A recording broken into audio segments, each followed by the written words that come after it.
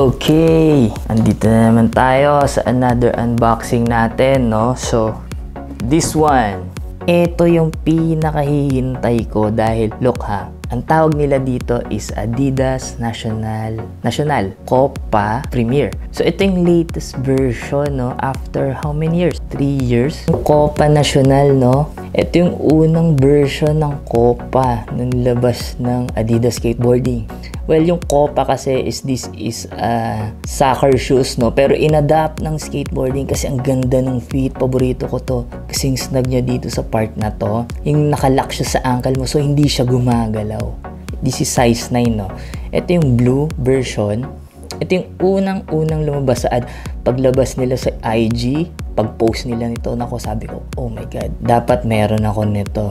Then yung Arnold na version Pro, sad to say hindi natin nakuha, no? Pero ang ganda talaga nun. Grabe yung colorway niya. Basta, so ito yung downside nito. The suede is okay, but madali siyang mag-fade eh. So, hindi ko siya na-preserve, no? Actually, mga collection natin, no? Pinang-i-skate talaga natin eh. Alam mo yun? O, yung iba meron, alaga, like yung mga collab, like my Dime collection. But this one, look, rubber to, no? Texture nito is rubber. Tsaka yung white niya naninilaw. I don't know why. Yan, naninilaw. This is 3 years ago, back 2020. So, dito na lang siya, add to my masasabing collection, no? Kasi hindi siya alaga. Look, ito yung downside niya. Yan, yung mga ganyan-ganyan yan. Pero this time, nakuha na natin dahil sa tulong ni Chupetos, no? Kay Lester, mga kaibigan natin. So, eto na. Meron na tayong brand new version ng Copa National Premier. Ilagyan nila ng Premier, I don't know why. So, let's check it out, no?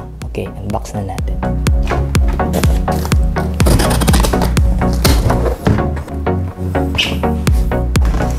National Premier, size 9. Ito yung box, simple lang. Hindi siya yung blue box na nakikita nyo na nabibili sa mall, no? Sa Adidas store, dito sa Philippines. So, this one, black one, with the stripes yan. May 3 stripes yan, pero hindi siya halata, no? Simple lang. Let's check it out. Wow, same grip sole, no? Sa same grip sole. Ito yung gusto ko dito sa grip sole na to. The suede, iba rin yung suede niya, but the black. So, ang nagbago dito, ito, no? Yung outlook design, binago nila. It's like common, Copa, from the soccer shoes ng Adidas. It's Copa. Yung pa rin yung inspire niya. So, ito yung binago niya. Yung stripes, so ginawa niya na lang din leather stripes.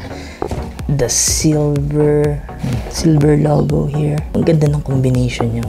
Guys, silver sa likod, tapos blue yung ano niya, blue yung triple niya, no? So, ganda. Same thing. Tapos, ito pa rin, andito pa rin.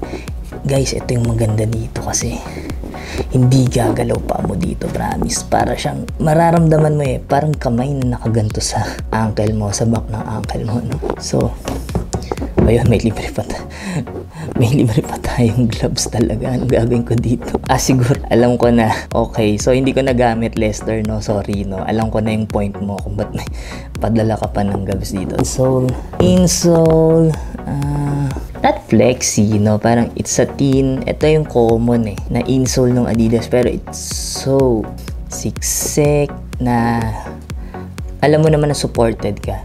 Embossed na logo, triple. O, etong ganda ng pattern niya. Parang, alam mo, classy na. Alam mo yung Euro eh. Alam mo yung Euring design eh. Diba? So, parang, ang laki ng stripes niya. Parang kitang-kita. Alam mo, inintulad na talaga nila dun sa Copa na pang soccer, no? So, eto talaga siya. So excited na meron na naman tayo nito, no? Guys, Adidas Copa Premier, you can have it in Chupetos. Just PM his page, and then you got this, guys. Copa Premier Adidas. Thank you.